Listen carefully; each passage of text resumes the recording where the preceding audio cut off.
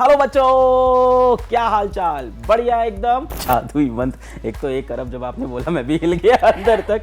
और थोड़ा यूनिकॉर्न हम लोग को नहीं पता था, अभी 6 महीने पहले ही हम सीखे। यूनिकॉर्न तो हम जानवर समझते थे ये वाला।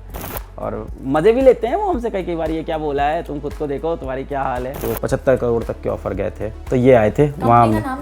नहीं, नाम लेना तो फिर फंस जाऊंगा मैं उसमें। सब जानते हैं सारी कहानी। ये कहानी यूट्यूब पे पूरी फेमस हो रखी है ऑलरेडी। बहुत चैनल से 2 साल तक तो कोई पैसा ही नहीं उठाया। ऑनेस्टली बोलूँगा कि शुरुआत मजबूरी में किया था, बाद में मज़ा आने लग गया। संसाधन नहीं, इंसान के हौसले ये डिसाइड करते हैं कि वो ऊपर जाएगा कि नहीं। तो हौसला एकदम बुलंद था मेरा शुरू से कि करके दिखाएंगे बड़ा, जितने भी कम संसाधन हो। तो मेरे पास ना रफ कॉपी भी नहीं थी, तो रफ करना चाहता है क्योंकि वो भी पैसे महंगी पड़ती थी। फिजिक्स वाला ये नाम अगर आपने नहीं सुना तो probably you are living under the rocks.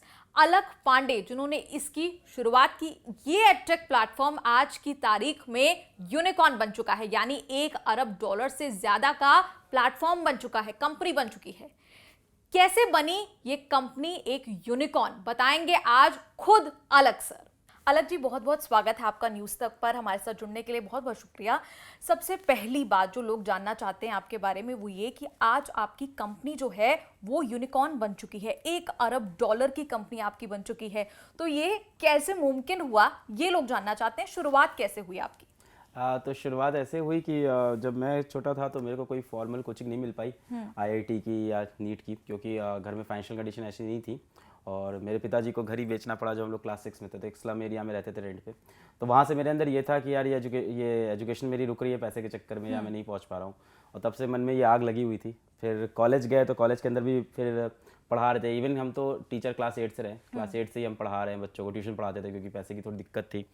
फिर क्लास 11th में एक कोचिंग पढ़ाने लग गए, तो 11th क्लास में, फिर 12th क्लास में कोचिंग पढ़ाई। मतलब कोचिंग का बुखार 11वीं क्लास से शुरू हो गया? 8वीं क्लास से पढ़ाना स्टार्ट किया और 11वीं क्लास में डिसाइड कर लिया टीचर ही बनेंगे, क्योंकि कोचिंग तो में 8वीं क्लास में आप कौन सी क्लास के बच्चों को पढ़ाते? 4th क्लास के बच्चों को पढ़ाते थे 8वीं में। और 11th में गए तब 9th क्लास के बच्चों को पढ़ाया। वहाँ पे कोचिंग का जो ओनर था उसने झूठ बोल दिया कि ये इंसान, मतलब 11th क्लास में बताया था, बताया टीचर है, तो ऐसे इंट्रोड्यूस किया था। मैंने पढ़ाया वहाँ 10-15 दिन हुआ, फिर पेरेंट्स आए तो समझ गए कि छोटा लड़का है, तो निकाल दिया गया वहाँ से। अच्छा। फिर उसके बाद कॉलेज में भी पढ़ाया, फिर कॉलेज से लौट के भी ऑफलाइन पढ़ाते थे। फिर यूट्यूब पे पढ़ाया 3-4 साल, और यहाँ पे पूरा फ्री ऑफ कॉस्ट पूरा कंटेंट, आईआईटी का, नीट का पूरा कंटेंट रखा। फिर बच्चों ने डिमांड बड़ी की कि पूरा एक प्लेटफॉर्म लेके आइए, तो फिर एक सस्ता प्लेटफॉर्म बनाया और एक अच्छा प्लेटफॉर्म बनाया, जहाँ 4,000 रुपये में आईआईटी की तैयारी, मेडिकल की तैयारी करा रहे थे, जो कि अदरवाइज 40,000 में हो रही थी। और फिर बच्चों ने बहुत प्यार दिया, जिसकी वजह से ये सब कुछ हुआ।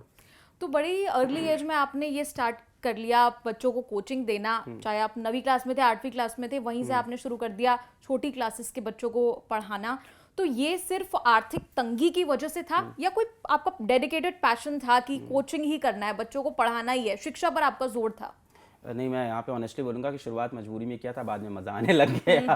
तो क्लास 8 में पहले तो यही था कि घर में पैसा चाहिए था, तो स्टार्ट किया। फिर पढ़ाते पढ़ाते समझ में आने लगा कि इसी में सबसे ज़्यादा मज़ा आ रहा है। थोड़ा सा हमको ड्रामेटिक्स का भी शौक था, एक्टिंग का, तो पढ़ाने में निकलता जा रहा था कि कोई कॉन्सेप्ट समझाना हो तो उसमें एक्टिंग करके बता रहे हैं, उसको नॉर्मल लाइफ से रिलेट करके बता रहे हैं, फिल्म स्टार से रिलेट करके। तो उस तरह से वो एक्टिंग का पैशन भी इसके अंदर आ गया। और धीमे धीमे वो जो रिस्पांस मिलता है, जैसे आप भी किसी को जब कहानी सुनाते हो तो कोई कहानी जब इंटरेस्ट से सुनता है, फिर आप एक लाइन और बोलते हो, उसको और इंटरेस्ट आता है। तो वही है टीचिंग भी, कि आपको सामने वाले का जब इंटरेस्ट दिखता है कि इंटरेस्टिंगली आपकी बात सुन रहा है, उछल रहा है, एक्साइट हो रहा है, तो मजा आने लगा था क्लास 11 से। तो एक्टिंग का शौक आपने यहाँ पूरा कर लिया अपना? पूरा जितना हो सकता है। इसलिए बच्चे आपको पसंद करते हैं?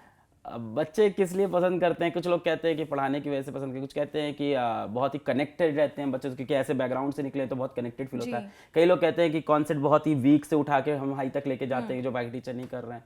तो अलग अलग स्ट्रैटेजी है लोग। कई लोग कहते हैं इस तरह के टैटू आपने बना रखे हैं इसलिए बच्चे लाइक करते हैं। क्या कहते हैं ये टैटूज? ये तो पाई का टैटू है, तो नॉन टर्मिनेटिंग है, मतलब अनडिफाइंड, कभी खत्म नहीं होने वाला है। ये प्लैंक कांस्टेंट है, इसकी भी सारी डेसिमल प्लेसेस अभी डिस्कवर नहीं हुई हैं। ये मास एनर्जी इक्विवेलेंस है, और ये तो अभी अल्बर्ट आइंस्टीन जी का टैटू नया बनाया। मतलब आपको कोई देख के आपको इंट्रोडक्शन देने की जरूरत नहीं है कि आप क्या करते हैं क्या नहीं करते, आपके टैटूज देख के ही लोग समझ जाएंगे। चलते फिरते ब्रांड एम्बेसडर फिजिक्स वाला के। अब क्या ब्रांडिंग की जरूरत है, अब आपकी एक यूनिकॉर्न बन चुकी है, और इसका सफर जो है वो शुरू हुआ था, आप 3-5 हज़ार में कुछ कोचिंग आपने शुरू की थी बच्चों की अर्ली एज में, लेकिन उसके बाद ये सफर कैसे आप तय कर पाए कि आज आपका एक एडटेक प्लेटफॉर्म है, बहुत बड़ा एडटेक प्लेटफॉर्म है, लोग नाम से जानते हैं? आई थिंक इसका पूरा क्रेडिट जाता है हमारे बच्चों को, और हम लोग ने हमेशा बच्चों की सुनी। तो हम लोग फिजिक्स वाला कहते हैं कि यहाँ 1 रुपये भी हम खर्चा करेंगे तो वो बच्चों के भविष्य के लिए खर्चा करेंगे। लाइक अगर आप ये देखो कि हमने कोई बहुत बड़ी मार्केटिंग नहीं की, कोई हमारा मार्केटिंग बजट नहीं, ऐसा नहीं कि हमारे ऐड चल रहे हैं या कोई फिल्म स्टार हमारा ऐड कर रहा है, कुछ भी नहीं ऐसा किया। बच्चे जो कहते गए वो हम करते गए, बच्चों की बात सुनते गए, और ऐसी प्राइस रखी हमेशा कि गांव-गांव में बच्चा सच में, जैसे बाकी लोग बोलते हैं पर सच में 4000 की प्राइस में बच्चा आईआईटी की तैयारी कर रहा है। ऐसी प्राइस रखी कि किसान का बेटा भी आज डॉक्टर बन रहा है, नेटवर्क नाम है, ऑटो वाले की बेटी आज डॉक्टर बन रही है, उसका नाम नहीं लेंगे, थोड़ा ऑफेंड फील करेंगे। तो ऐसे बच्चे अब सेलेक्ट हो रहे हैं, तो इसलिए शायद ज़्यादा प्यार मिला। और इसका एक बड़ा क्रेडिट जाता है प्रतीक माहेश्वरी जी को, जो आज यहाँ नहीं है, हमारे को फाउंडर हैं, टेक और बिजनेस वही देखते हैं। आप जब 10th 12th में थे, बहुत ब्रिलियंट स्टूडेंट आप थे, 90% आपकी परसेंटेज आती थी। ऐसे में माँ बाप कहते होंगे कि इंजीनियर बन जा, टीचर बन जा, डॉक्टर बन जा, लेकिन आपने अपने लिए जो चुना वो कुछ और ही था, वो कोचिंग था। तो क्या माँ बाप को शुरुआत में इस बात पर आपके ऊपर विश्वास था कि कर लेंगे, कोचिंग एक फीजिबल ऑप्शन है? नहीं, ऐसा नहीं था। 9 तक तो ऐसे बहुत वीक थे। 10 से अचानक से समझ में आया कि घर में कंडीशन बहुत ख़राब है, तो बड़े हो गए तो अचानक से फील होने लगा कि यार पैसा नहीं है घर पे, पढ़ना पड़ेगा। हाँ, इंजीनियरिंग तो इसीलिए ज्वाइन कर ली क्योंकि सब करते थे और माँ बाप का सपना था कोई नौकरी वोकरी करेंगे। कोचिंग का तो कोई नहीं सोचता है, कोई भी ऐसा नहीं सोचता कि कोचिंग में फ्यूचर बनाएंगे। पर हमने अपनी क्लास 12th की एक किताब में पीछे लिखा था, I will be the biggest physics teacher of India by 2016, पता नहीं ऐसे ही लिखा था। तो ये सपना था मेरा। तो मम्मी और दीदी हमेशा सपोर्ट करते थे। इवन हमने कॉलेज छोड़ दिया था, ड्रॉप कर दिया था, ड्रॉप आउट हम, तो वापस गए इलाहाबाद पढ़ाने। मम्मी दीदी कहते थे तुम कर ले जाओगे, पापा थोड़ा सा चिंता में रहते थे। फिर सब सही होने लगा तो होने लग गया। आज तो सारी चिंता दूर हो गई होगी।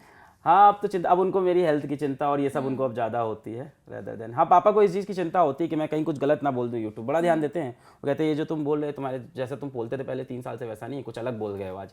तो बड़े ध्यान से वीडियो देखते हैं और काफ़ी सही सजेशन देते हैं वो भी। आपकी दोबारा से मैं शुरुआत की एक बात का जिक्र करूंगी।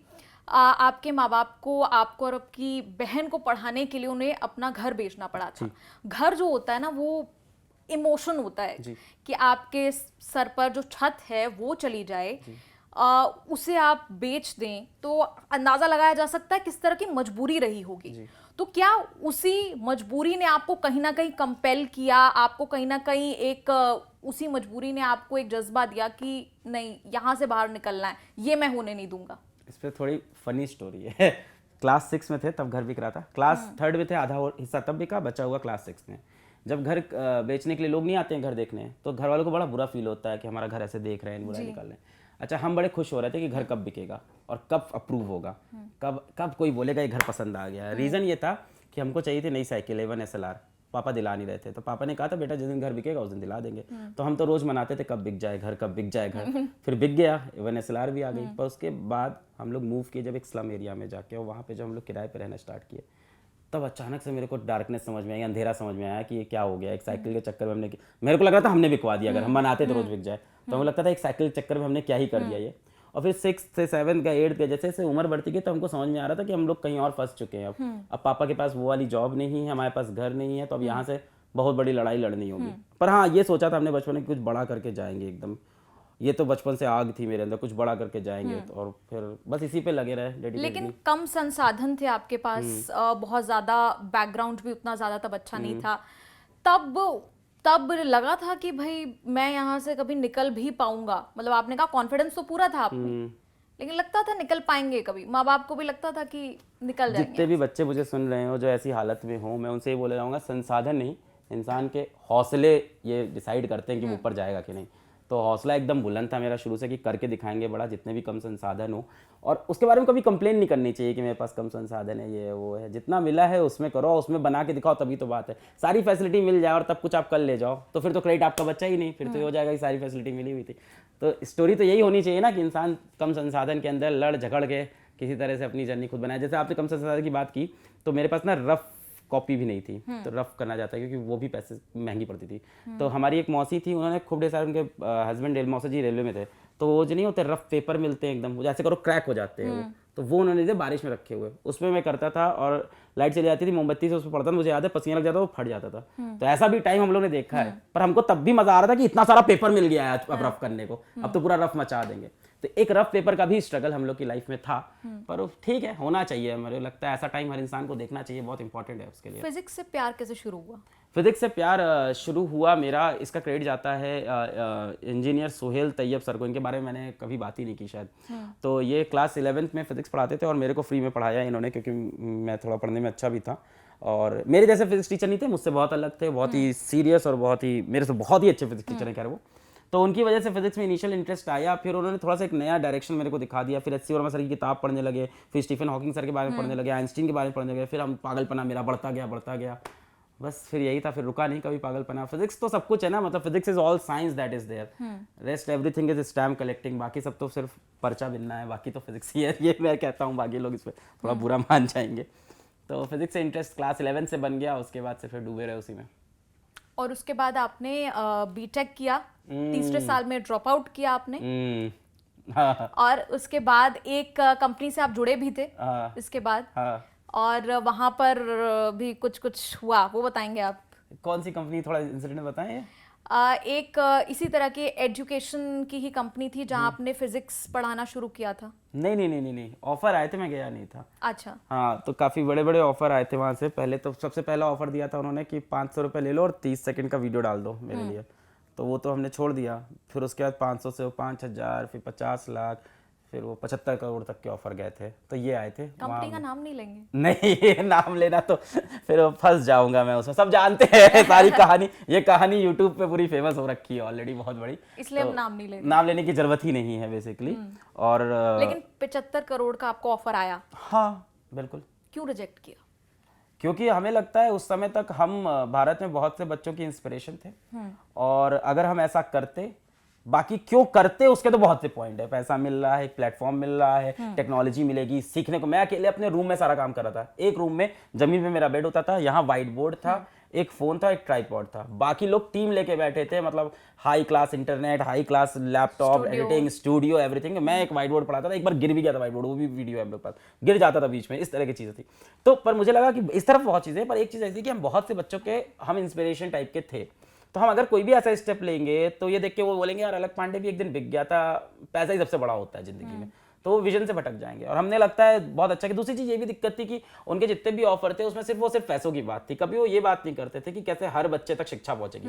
वो कहते थे हम 10,000 का एक कोर्स निकालेंगे। तो हमने कहा बहुत महंगा है, 3 महीने का कोर्स 10,000 का। कहे तो क्या हुआ, सारे बच्चों को थोड़ी खरीदना है, बस 5,000 बच्चा खरीदे काम बन जाएगा। तो हमने कहा ये तो कोई बात ही नहीं, बाकी बच्चा नहीं बिजनेस ओरिएंटेड ज्यादा था। हाँ कह सकते हैं एक तरह से बिजनेस ओरिएंटेड था। हमें ऐसा था ऐसी चीज निकालो जो हर बच्चे तक पहुंच पाए। आज भी भले ही हम 4,000 में पूरी आईटी की तैयारी कराते हो, पर हम फ्री में यूट्यूब पे आज भी कराते हैं। पहले हमारा यूट्यूब का एक चैनल था, 10 चैनल है। एक चैनल जेई वाला, एक कंपटीशन वाला, एक फिजिक्स वाला, एक फाउंडेशन 9-10 का, एक डिफेंस वाला है। तो हम लोग हर जगह फ्री में भी पढ़ा रहे हैं आज भी। और बहुत से बच्चे यूट्यूब से भी सिलेक्ट होते हैं हमारे।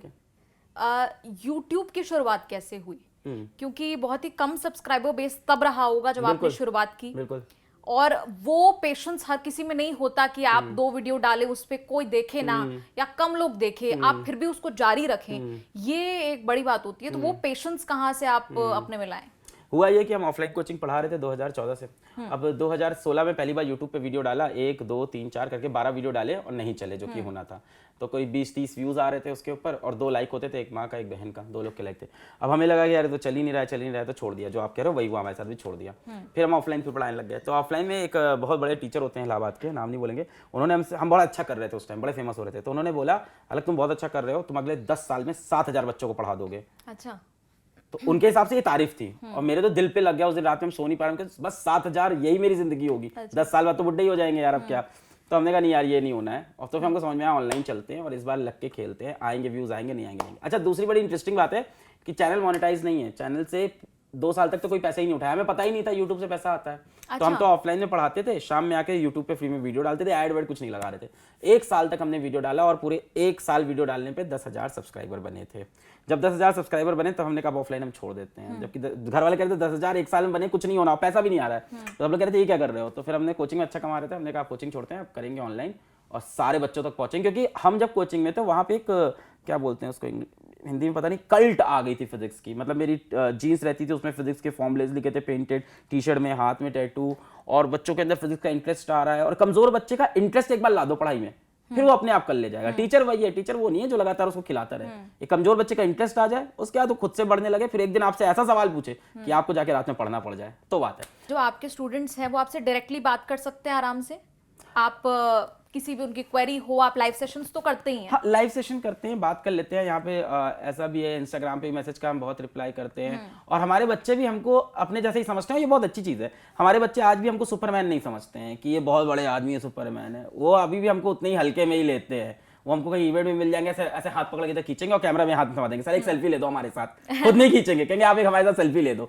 तो हमारे बच्चे हमको बहुत ही लाइटली लेते हैं और बहुत अच्छी चीज़ है, वो हमको अपने जैसे समझते हैं। और कहीं हमसे कुछ गलती होती है तो अच्छे से हमारी वाट भी लगाते हैं। And I am really thankful कि ये हैं, ये हमारे हमको चेक में रखते हैं, तो हमको लगातार रियलाइज कराते हैं। इंस्टाग्राम पे लाइव जाते हैं, वो हमसे कनेक्ट हो जाते हैं, मैसेज में जब उनको मजा आता है तारीफ करते हैं, जब उन्हें बुरा लगता है तो वो बताते भी ये चीज़ बुरी लग रही है।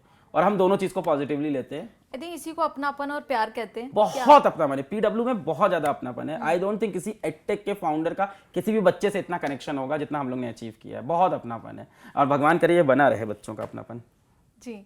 और 2020 में आपने अपनी ऐप का विस्तार किया, ऐप बनाई अपनी। जेई नीट के स्टूडेंट्स को देखे मैं भी लगातार कवर करती रही हूँ। और 2020 में बहुत ही क्योस की स्थिति थी क्योंकि कोविड था, बच्चों को नहीं पता था कि एग्जाम कब होगा भी या नहीं, किस तरह की स्थिति है। तो उस वक्त आपने ऐप का सोचा, क्यों सोचा उस वक्त ऐप का? लॉकडाउन लगा हुआ था, आपने सोचा ये सही मौका है कि अब ऐप लॉन्च कर दी जाए और ज्यादा स्टूडेंट्स तक पहुंचा जाए, क्योंकि हर कोई घर बैठा था। अब इसमें जैसे थोड़े पहले बोला था ना हमने कि हम लोग ने कोई प्लान खुद नहीं बनाया, इन्होंने बनवाया बच्चों ने। तो हुआ ये कि 6 मई 2018 6 मई 2018 50,000 सब्सक्राइबर हुए फिजिक्स वाला के। और मैं गया यूट्यूब पे, मैंने बोला कि अब मैं सिर्फ फिजिक्स नहीं पढ़ाऊंगा, अब मैं पूरा प्लेटफॉर्म बनाऊंगा और सस्ते में एजुकेशन दूंगा। 6 मई 2018। अब वहां से लेके 2020 हो गया, ना प्लेटफॉर्म बना ना कुछ, अकेला आदमी क्या करता, हम पढ़ाते रह गए। 2020 में जैसे ही कोविड आया, ऑफलाइन कोचिंग बंद, बच्चों का सपोर्ट बंद। तो अब बच्चों ने कहा कि या तो आप अपना प्लेटफॉर्म बना दो, जो 2 साल से आप बोलते आ रहे हो, वकाल मारते हो हम खोल रहे नहीं हो, या तो बनाओ, या तो हमारे पास मजबूरी है हम किसी जाइंट प्लेटफॉर्म पे जाएं और कहीं से उधार मांग के लोन लेके 50,000 रुपए फीस दे दें। तो अब आप बताओ आपको करना है कि नहीं। तो हमने कहा हमें करना है। फिर एक वीडियो आया था यूट्यूब पे कि हम भाई करेंगे, वो वीडियो ट्रेंडिंग वेंडिंग में गया। फिर उसके बाद हम लोग ने ऐप लॉन्च। तो बच्चों की डिमांड थी कि अब कोचिंग बंद है, अब ऑफलाइन खत्म हो गया, अब आप ऐप लॉन्च करो। तब हम लोगों ने पहला अपना पीडब्ल्यू का ऐप लॉन्च किया और फिर कोर्सेज लाए। 3,500 रुपए में नीट की तैयारी कराई। उसमें करीब 63,000 बच्चे एक साथ जुड़े, जो कि अपने आप में एक रिकॉर्ड था। लाइव क्लास के अंदर 63,000 बच्चे जुड़े और सब लोग हिल गए पूरे मार्केट में कि ये क्या हो रहा है, अब 3,000 में पढ़ाई हो जाएगी। आज कुछ ज्यादा हिल गए होंगे वो लोग। नहीं, मुझे लगता है उनको ये आइडिया था, शायद पूरी दुनिया को आज आइडिया लग रहा होगा, उनको ये आइडिया था क्योंकि डेटा उनके पास रहता है ना मैम, कि कितना ढेर सारा बच्चा हमारी तरफ आ रहा है। और कमेंट हर तरफ, कमेंट पीडब्ल्यू के बढ़ रहे हैं, फिजिक्स वाला कमेंट हर जगह बढ़ते जा रहे हैं।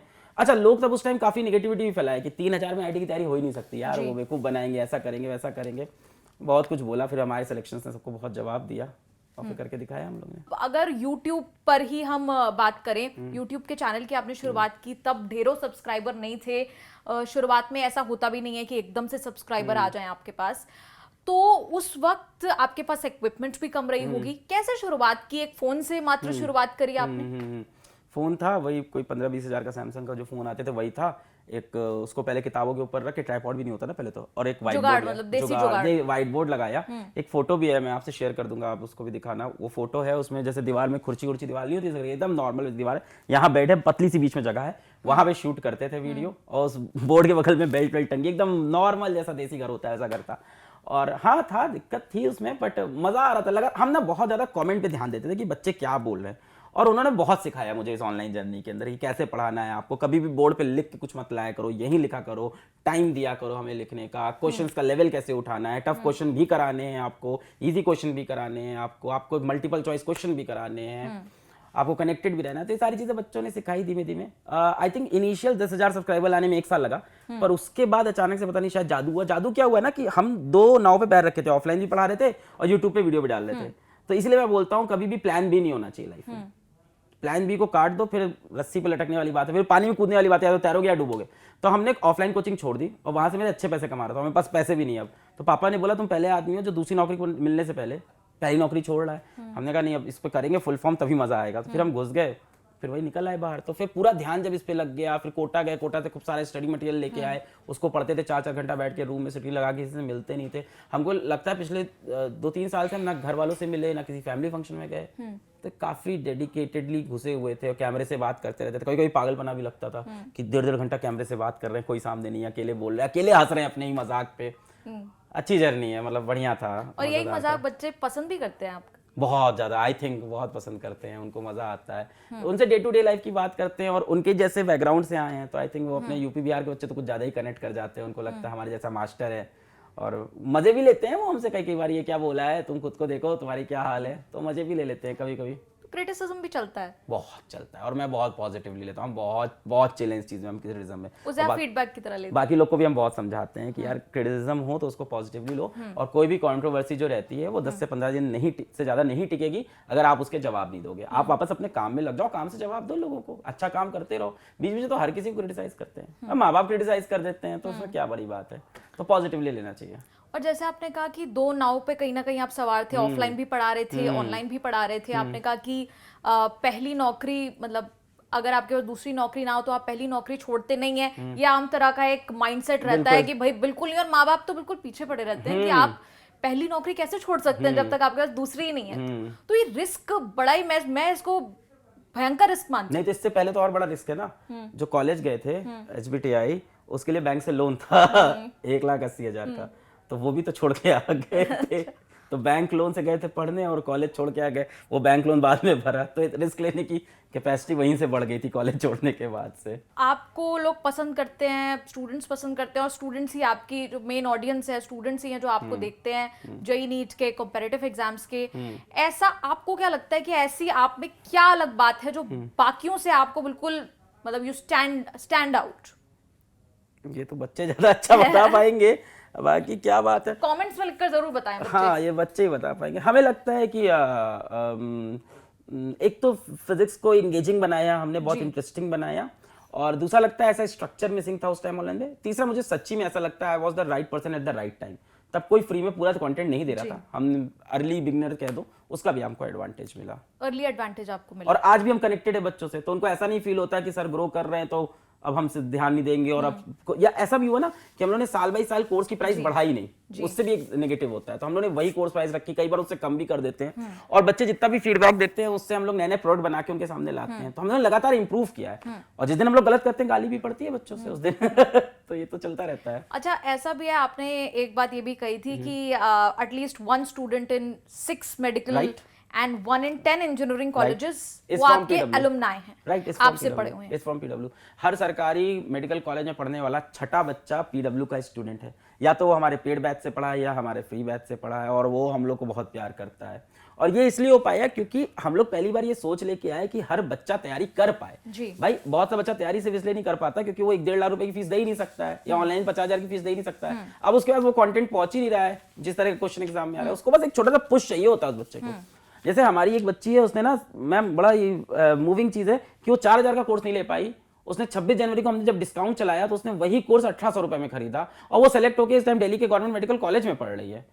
तो उसके पास 4,000 भी नहीं था, और हमारी टीम भी ये चीज बहुत समझती है। तो इन लोग भी कहते हैं सर ऐसे ऑफर आप चलाओ ताकि ऐसे बच्चे भी ले पाए। आज तो यूट्यूब का माध्यम है, लेकिन पहले ऑफलाइन ही ज्यादा चला करता था, उसमें फीस भरना, भारी भारी कोर्सेज अडॉप्ट कर पाना बड़ा मुश्किल होता था। लेकिन आज आपके और आपके जैसे लोगों के माध्यम से लोग वो अफोर्ड कर पा रहे हैं। जैसे आपने एग्जांपल दिया, 4,000 का कोर्स था, उसको 1,800 में तब लिया जब 26 जनवरी पर एक डिस्काउंट या वो 4,000 भी नहीं ले पा रही थी, सोचो ना आप। इसमें प्रतीक भाई एक बड़ी अच्छी लाइन बोलते हैं कि प्रतीक माहेश्वरी को फाउंडर बहुत अच्छी लाइन बोलते हैं कि सर हम कोर्स बेचते नहीं है, बच्चे कोर्स खरीदते हैं। तो हमें कभी बेचना पड़ा ही नहीं, हम लोगों ने हमेशा ऐसी क्वालिटी डिलीवर की और हमेशा उनकी चीज़ों को इतने अच्छे से लिया, और एक एक ध्यान से कमेंट को पढ़ लें, क्या गलती हो रही है बैच के अंदर, टीचर कैसा पढ़ा रहा है, फीडबैक शेयर किया, टीचर को इंप्रूव किया, बच्चा कह रहा है टेस्ट के अंदर इस तरह क्वेश्चन नहीं आ रहे। तो बहुत ही ज़्यादा डेडिकेशन दिखाना होता है ऐप के अंदर, ना कि मार्केटिंग के अंदर, तब काम बनता है। तो ये हम लोग करते आए हैं। अपने कंटेंट के लिए आप जो स्टूडेंट्स हमें इस वक्त देख रहे हैं, अपना कंटेंट बनाने के लिए आप रिसर्च कैसे करते हैं पूरी? अगर हम अपनी बात करें तो हमने तो ऐसा ही किया, हम कोटा चले गए और वहाँ पे जितने भी नामी गिरामी टीचर थे जो हमसे 10-10 साल 15 साल ज़्यादा पढ़ाए थे, उनके नोट्स लेके आ गए। उनके नोट्स से हमने पढ़ा, उनको धन्यवाद भी बोला, कई बार ओपनली बोला कि हाँ आपके नोट्स से मैंने पढ़ा है। और हम आज हमसे पढ़ के कितने बच्चे यूट्यूब पे पढ़ा रहे हैं, कितने टीचर्स हमसे पढ़ के पढ़ा रहे हैं, अच्छी चीज़ है। अलग जी, आपकी कंपनी ने 0 से शुरुआत की और आज $1 अरब की कंपनी है। जो लोग एक तरह से आप एस्पिरेंट्स कह लीजिए, या जो चाहते हैं कि वो इस तरह की कंपनी, इस तरह का यूनिकॉर्न बना पाए, क्या वो चीजें, जादुई मंत्र क्या है आपके? जादुई मंत्र, एक तो 1 अरब जब आपने बोला मैं भी हिल गया अंदर तक, और थोड़ा यूनिकॉर्न हम लोग को नहीं पता था। अभी 6 महीने पहले हम सीखे यूनिकॉर्न, तो हम जानवर समझते थे ये वाला, तो अभी पता चला कि यूनिकॉर्न ऐसे तो जादुई मंत्र क्या है? एक हम लाइन बोलते हैं कि जिंदगी में क्या होता है, इंसान एक बार कोशिश करता है और हारता है, तो फिर वो कई बार दूसरी बार कोशिश करता है, फिर तीसरी बार नहीं करता है, जल्दी गिव अप कर देता है। ये कॉमन चीज होती है। और इंसान फिर कुछ और करने की कोशिश करता है, फिर वहां कोशिशें करने लगता है। तो वही है ना कि गड्ढा एक बार खोदा, फिर छोड़ दिया, दूसरा खोदा, तीसरा, और थोड़ा और खोदते तो पानी आ जाता। तो इसी पे हम बोलते हैं कि जीवन में अपने रास्ते भले ही बदल लो पर अपनी मंजिल नहीं बदलो। तो रास्ते बदलो, मंजिल नहीं। एक तरह से नहीं पहुंचे उस मंजिल तक तो दूसरे तरह से पहुंचो, पर मंजिल बार बार नहीं बदलनी चाहिए। तो अपना एंड गोल एक बार फिक्स कर लेना चाहिए और उसको चेस करना चाहिए अलग अलग रास्तों से। मतलब वही बात जो आप पहले भी कह रहे थे कि प्लान बी उसे हाँ, प्लान भी नहीं होना चाहिए भाई। मेरा तो यही बिलीव है कि जब तक कई लोग आपके पास मतलब भारत में या कहीं भी आप कह लीजिए एक ऑप्शन जरूर लेकर चलता है हर कोई कि ये नहीं तो ये सही, देख लेंगे। तो मैम इसका आंसर भी है, थोड़ा मॉडेस्टी होगी, फिर हर कोई फिर फिजिक्स वाला नहीं बना पाएगा ना। तो इसका सच्ची बात है, अगर आपको सच में सोच रहे हैं लाइफ में कुछ ऐसे बड़ा करना है, कुछ ऐसा मचाना है, तो फिर रिस्क तो लेना पड़ेगा। भौकाल मचाना है। अब भौकाल तो बच्चे मचाते हैं हम लोग के नाम से। तो ऐसा कुछ करना है तो मुझे लगता है रिस्क तो लेना ही पड़ेगा ना। और जब आपके पास एक ही ऑप्शन होता है ना, तो आपके पास फियर ऑफ फॉलिंग होता है हमेशा कि कब गिर जाऊंगा मैं, और वो आपको ना हमेशा पुश करता रहता है। वरना अब दूसरा ऑप्शन होता है, ये नहीं चला यार, वो तो है ये मेरे पास, उधर चले जाएंगे। ये नहीं चलेगा तो वो कर लेंगे, और जब वो नहीं चलता तो ये कर लेंगे। ये चलता रहता है। जब एक है तो यही है, जिएंगे या मरेंगे इसी के लिए।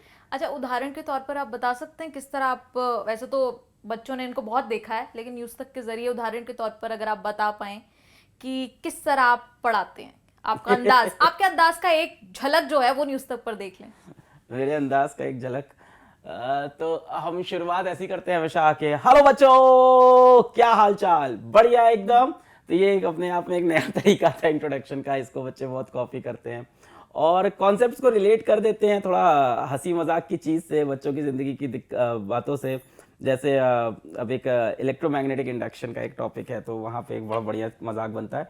उसमें क्या होता है कि जब आप मैग्नेट के नॉर्थ पोल को इधर लाओ, तो मैग्नेट को कॉइल की तरफ मूव करो तो कॉइल उसको दूर भगाता है, और जब मैग्नेट दूर जाता है तो कॉइल उसको पास बुलाता है। ये इलेक्ट्रोमैग्नेटिक इंडक्शन है फराडे जी का। तो इसको मैं ऐसा बताता हूँ कि कॉलेज वाले जब आप जाते हो, जब आप किसी लड़की को चेस करते हो कि बहुत बात करनी है तो आपसे दूर भागती है, और जब आप दूर भागते हो तो एक मैसेज आ जाता है, हाय कैसे हो। तो जब आप पास जाते हो तो दूर भागती है, और जब दूर भागती है, जब वो पास आती है, सॉरी, जब आप उनके पास जाते हो तो वो दूर भागती है, और जब आप उनसे दूर भागते हो तो वो आपके पास आके परेशान करती है। तो इस तरह से कुछ कुछ चीजें रिलेट करते हैं, उनको मजा आ जाता है।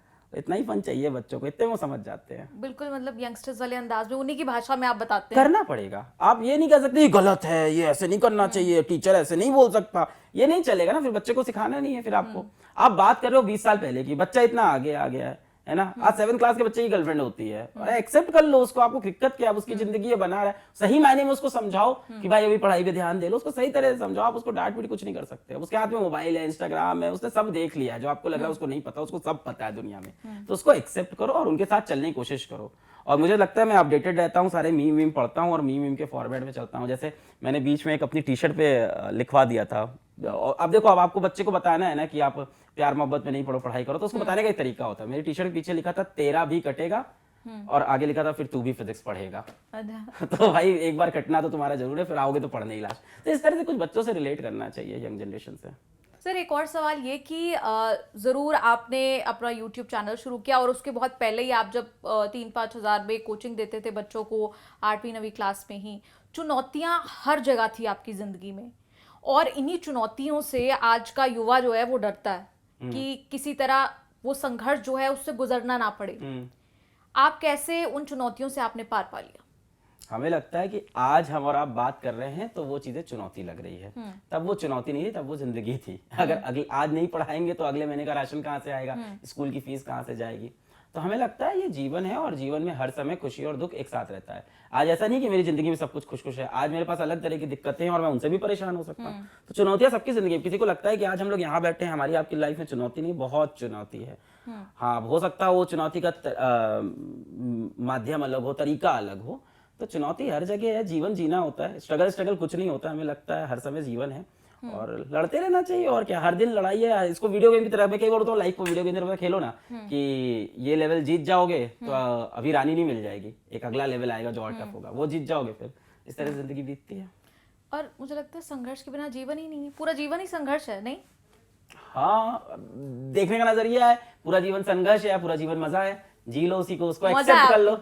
मजा आया आपके अकॉर्डिंग? मेरे को तो मजा ही लगा अभी तक लाइफ जितना मिला। कई बार मुश्किल आया है, पर मैं कहता हूं ना, जब तक ये आके ये नहीं होता मजा नहीं आता। जब तक लाइफ ये चल रही मजा नहीं, ये गिरे फिर उठे, फिर ये गिरे फिर ये उठे, तब हर इंसान ना अपने माइंड में खुद को हीरो बनाना चाहता है लाइफ में। हर इंसान मतलब एक्टर बनना चाहता है, मतलब हीरो मतलब स्टार बनना है। हर किसी को अपनी लाइफ का हीरो बनना है सपने में। तो यार हीरो वही होता है जो गिर के ऊपर उठता है। तो अच्छी बात है, अगर गिरे हो तुम्हारे पास तो मौका है उठने का। देखिए, बाहर वालों को देखने में लगता है कि अब तो यूनिकॉर्न बन गई, $1 अरब की कंपनी बन गई, अब हो गया। क्या लगता है कि अब और आगे ये सब जो चीजें हैं जो आपने आज मुकाम हासिल कर लिया, ये सब आपको और इनकरेज करता है, पुश करता है कि आप और बेहतर कर पाए स्टूडेंट्स? पहली बात तो यूनिकॉर्न बनने से कुछ भी फर्क नहीं पड़ता है, कुछ भी फर्क नहीं पड़ता है। हमें लगता है बस एक नाम को है, यूनिकॉर्न हो गया। हमारे बच्चे तो जानते ही नहीं होंगे यूनिकॉर्न, वो भी कमेंट सेक्शन में बोलेंगे यूनिकॉर्न। हमें लगता है हम लोग के यूनिकॉर्न बनने से आज इंडिया का आधा बच्चा एजुकेट हो गया होगा, यूनिकॉर्न क्या होता है उसने ये पढ़ा होगा जाके। सबसे ज्यादा मोस्ट सर्च वर्ड होगा। हाँ, यूनिकॉर्न देख रहे होंगे, यूनिकॉर्न क्या है, अलग सर बता रहे यूनिकॉर्न हो गए। तो यूनिकॉर्न बनने से कोई फर्क नहीं है, कहानी वही चलेगी। अभी भी बच्चों तक पहुंचना है। जो मिशन हम लोग लेके चले थे, I am a man on a mission, और मेरा मिशन अभी बहुत शुरुआत की स्टेज में, अभी बहुत कुछ करना है। जिस दिन पैसा किसी भी बच्चे की पढ़ाई और उसके करियर में बाधक ना हो, ये जब हर एक गांव का बच्चा भारत का बोलने लगे, और भारत में ही, मुझे बाहर नहीं जाना, पहले भारत में करना, भारत का हर एक बच्चा जब ये बोलने लगे, तब मैं मानूंगा हम लोगों ने कुछ कर लिया है। यूनिकॉर्न से हम लोग कुछ अभी किया नहीं है। अभी गांव-गांव तक पहुंचना है आपको, गांव-गांव तक, शहर-शहर तक, हर जगह पहुंचना है। कोई भी बच्चा ये ना बोले जो मैंने बोला लाइफ में कि पैसे के चक्कर में मैं कोचिंग नहीं कर पाया, पैसे के चक्कर में, ये कोई ना बोले। इसके लिए मुझे खड़े रहना है, इसके लिए मुझे लड़ना है। आप कहते हैं आप मैन ऑन अ मिशन है, उस मिशन का कितना प्रतिशत आप हासिल कर चुके हैं अपने मन, अपने दिमाग में? ये मुश्किल है जवाब देना, कितने प्रतिशत हासिल किया है। स्टिल मुझे लगता है कि शुरुआत का सबसे मुश्किल होता है, किसी भी चीज को शुरू करना सबसे मुश्किल है। अब ये टेबल है, इसको ढकेलना सबसे मुश्किल है। जैसे एक बार स्टार्ट हो जाएगा फिर घिसटने लगेगी। तो मुझे लगता है शुरू का 20-30% हम लोग ने कर लिया है, पर अभी बहुत बचा है 80% करना। तो करेंगे, उसको भी पहुंचेंगे हर जगह। और मैं बहुत खुशकिस्मत हूँ कि मेरे पास ऊपर वाले ने सबसे अच्छा मुझे लाइफ पार्टनर तो अच्छा दिया है। ये मुझे जो पार्टनर दिया काम के अंदर, प्रतीक माहेश्वरी, एकदम अलाइंड है हमारी थॉट से, और पर्दे के पीछे वो इतना ही काम करते हैं जितना पर्दे के आगे। अलग जी, आपने लाइफ पार्टनर का जिक्र किया, तो उनकी तरफ से किस तरह का सपोर्ट रहता है? फुल सपोर्ट, बहुत ज्यादा सपोर्ट, और बहुत आइडिया देती हैं। उनको बड़ा इंटरेस्ट है ये पूरी कहानियों के अंदर, ये चलती रहती है जो ऑनलाइन। वो बहुत सजेशन भी देती हैं। अभी जैसे एग्जांपल, तेरा भी कटेगा फिर तू भी फिर से लगेगा, उसमें 13 वर्ड को उन्होंने कहा 13 लिख दो, 13 मत लिखो। उन्होंने कहा 13 नंबर में 13। तो इस तरह के सजेशन देते हैं और पूरे टाइम कनेक्टेड रहते हैं। And I am very lucky कि मुझे ऐसा पार्टनर मिला जो मेरे काम से अलाइंड है। और ऐसा नहीं मुझे काम के बाद उन्हें टाइम देना है, वो काम के अंदर ही मुझसे बात कर लेती हैं और मुझसे बात करती, मैं पूरे टाइम से काम में इन्वॉल्व हूँ, और उनको उस बात से कभी भी बुरा नहीं लगता। वो उल्टा उसके अंदर आइडियाज भी, ये भी कर लेते हैं, ये भी कर लेते हैं, ये भी कर ले, ऐसे भी हो जाएगा। और विजन से बहुत ज्यादा वो भी अलाइंड है। तो आई थिंक जल्दी वो भी हमारे इस लड़ाई में, इस पूरे रेवोल्यूशन में हमारे साथ होगी। तो आई थिंक आज हमारी अलग जी से बात सुनकर हर बच्चा कह रहा होगा, वाह पांडे जी। नहीं, वाह बच्चे लोग। तो अगर आप लोग को ये कहानी अच्छी लगी हो तो यार नीचे कमेंट में बताना। अगर आप लोग इस रेवोल्यूशन में साथ हो और सच में चाहते हो कि ये चीज़ हो, तो नीचे कमेंट में जरूर लिखना सारे बच्चों और जो भी लोग देख रहे हो कि हाँ, हम इस रेवोल्यूशन में आपके साथ हैं। और मैं धन्यवाद कहना चाहूँगा न्यूज़ तक का कि इतने अच्छे प्लेटफॉर्म ने हमें यहाँ बुलाया और काफ़ी अच्छी बढ़िया चेहरे पर बैठा के एक अच्छा इंटरव्यू हमारा लिया। बहुत बहुत शुक्रिया। तो अलग जी, बहुत बहुत शुक्रिया आपका, आप न्यूज़ तक से जुड़े, आपने अपनी पूरी कहानी बताई, किस तरह जीरो से स्टार्ट करके आपकी कंपनी, आपका एडटेक प्लेटफॉर्म फिजिक्स वाला आज $1 अरब का यूनिकॉर्न बन चुका है। बहुत बहुत शुक्रिया आपका। जी, बहुत शुक्रिया। उम्मीद करते हैं जो छात्र, जो लोग इस वक्त अलग जी को देख रहे हैं, वो कहीं ना कहीं उनकी कहानी से, उनके संघर्ष से इंस्पायर होंगे और एक कोशिश वो भी करेंगे।